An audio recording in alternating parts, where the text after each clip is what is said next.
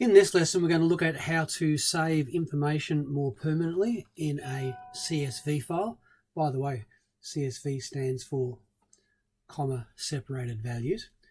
And we're going to look at how to save the data to the file and also to display it using a table, and how we can use PHP to build a table one row at a time. To start off this exercise, yes, you are meant to create a form. That ought to be something you can do fairly easily now. And I'm telling you that I want the field names to be FV name, FV age, and FV suburb. We'll come back to that.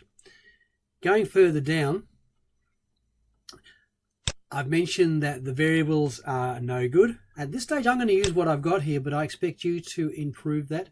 I expect you to have a data dictionary that complies with the new names you're going to give for this exercise. I expect that you've had a look at the data dictionary lesson and just looked at the additional notes I've put there as well. I'm literally going to cheat, and you may too, in that this is the code I want, and I'm going to copy it. I know, that's terrible. And we're going to create our new file.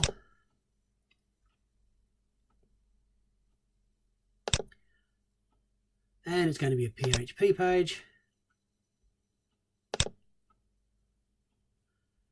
And it's going to have some code in there, and I'll say hard luck. Delete it. And I'm going to put in the code directly from our lesson. We now need to understand what this code does. The reason I forgot you to copy the code is so you can put some notes in there. You are going to change the variables in here. So they're not going to be these variables. Please note that at least this version of Dreamweaver has a nice feature in that if you color in a variable or even just a section of text, it will show you where that is elsewhere in your code. So you can see if I change it here, then I also need to change it here. The same for the other variables. You're going to give those proper names.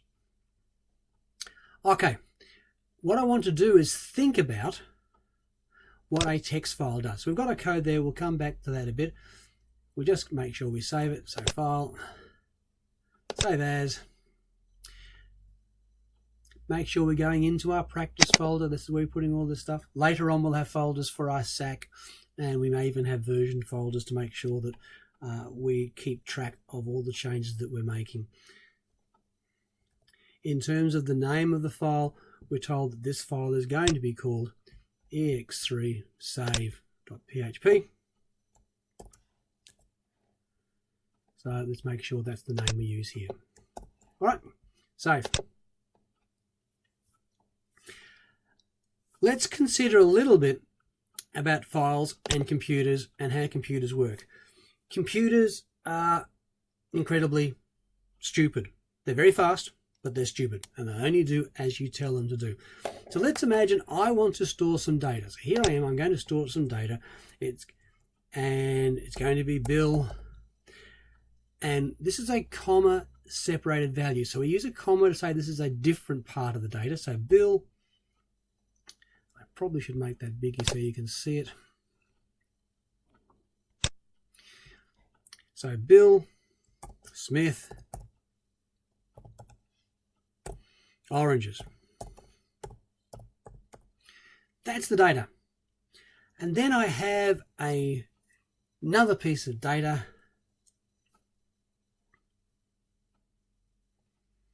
Sam Inchley. And you say, but you wouldn't do that. Of course you wouldn't do that. You're a human being. You have more sense than that. Of course you would actually put this on a new line. So you'd go back here and you put that on a new line.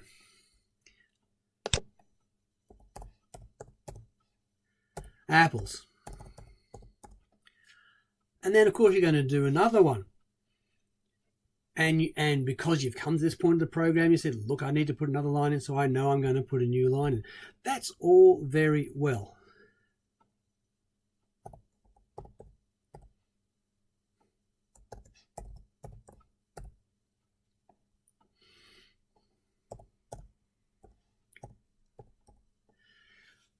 But we can't do that as far as the computer is concerned. We have to decide, when do I press that enter symbol? Right? When do I go to a new line? I could possibly go to it at the end, but then I would never know. That would create for me a blank line. And I would never know where that blank line is unless I had some way of working out where the end of the file is. And I'm a computer and I just read the file from the start to the end. I don't know where the end is. We could write some clever routines to work that out, but that's not going to help us. So it's much, much easier if we have a process that goes something like this. It seems a little strange, but it's going to go something like this. So what we say is, as a computer, I will always do these tasks. I am a robot. I do what I am told. When I'm entering data, the first thing I do is I press enter. So I always press a blank line. Now I enter the data.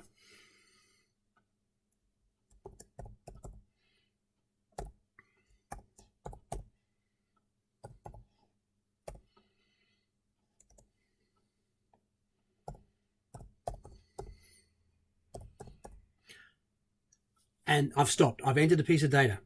And then I say, I have to enter a new piece of data. And I follow exactly the same process. I'm entering data. I will press enter. I will now type in the data.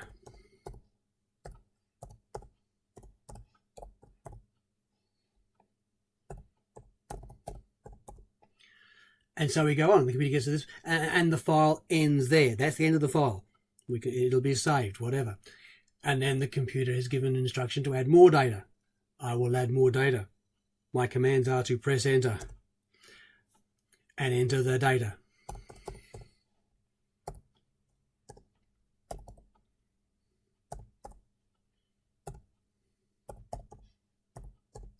All right, why is that nice? Well, for a start, I know that the very first line in this file will be blank, because it will, the very first time it enters data, it will press enter, even though it doesn't need to. If it was a human being, it was clever, and we had all these other things. But this is a computer. It has to go through a step process. So at the very start, we will always have a blank line.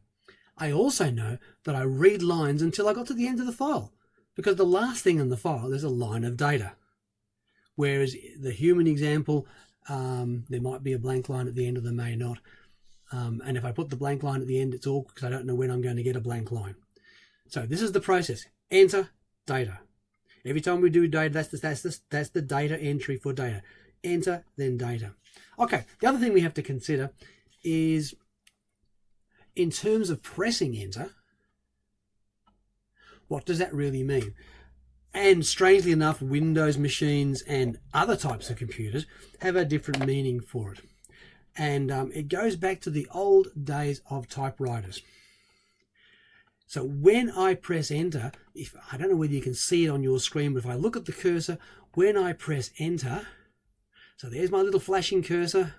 When I press enter, it does two things. It goes down and it goes to the beginning of the line. It actually does two steps. And in fact, in terms of computer terms, it actually goes left, which happens to be known as a /R. Old style computer terminology. It does a return. It goes to the beginning, as if it was an old typewriter, manual typewriter. It goes back to the beginning of the line, and then it goes down to the next line. And that's a /N, which means new line. So return, new line. And that'll explain some of the code that you will see. So again, very, very manual process. All right, let's get back to our code. And what I like to do is like to explain this code to you, so you can put some comments in there. If we think about this, obviously we're getting data from the post, and hopefully that you've managed in the data dictionary, you've got this post variable and you've said it goes from the entry page to the save page. Again, we're also capturing age. Please don't use $age. If I see $age, I'll be very upset. I expect you to put something better in there for a variable name. And it also captures obviously the suburb. So those three pieces of data are now stored away. Again, $file is not a good It's reasonable, but it's not the best name for this. Dollar file, I'm happy for it to be the Hungarian way of talking about this, but it's a data file, so dollar file, capital D data would probably be a better idea there. What this does is this opens what we call a handle. It opens a connection between your computer and a data file on your computer. And the data file, quite obviously, its name is ex3 data.txt. That's the name of the file. The A means I'm opening it so I can append to it. So I can open it so I can add to it, if you like. Append is the actual term, but add makes much more sense. So there's a pathway, a channel, all right, we call it a handle, that allows me to connect this piece of software to a file on the computer. All right, the next line of code, what's it doing? It says f puts, f meaning a file put. It's actually putting something in the file. Which file? This file. And again, you'll change the name of that to be a little bit better. Okay, so into this file, it's putting, and there are those two characters, it's putting my, go back to the beginning of the line, go to a new line.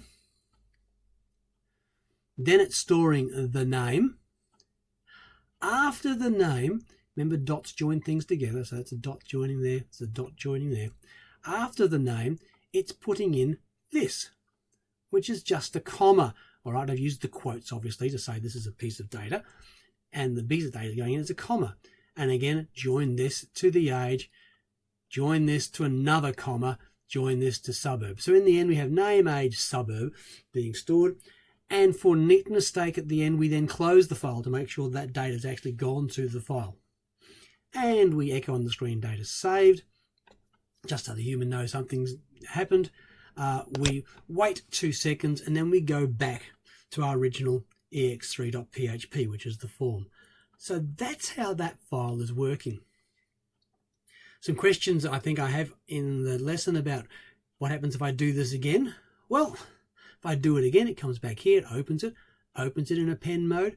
It does the enter, puts the data in with the commas between them, and it closes the file again. So the file will get bigger and bigger and bigger. You can open up this file to look at it. And one of the reasons I've asked us to do it window style with both the return and the new line is so that you can just open that in a normal notepad and you'll actually be able to see the file. You'll be able to look at it yourself, see what's going on there. Okay. We'll just stop this video here and then I'll give you the next step in the next video. All right.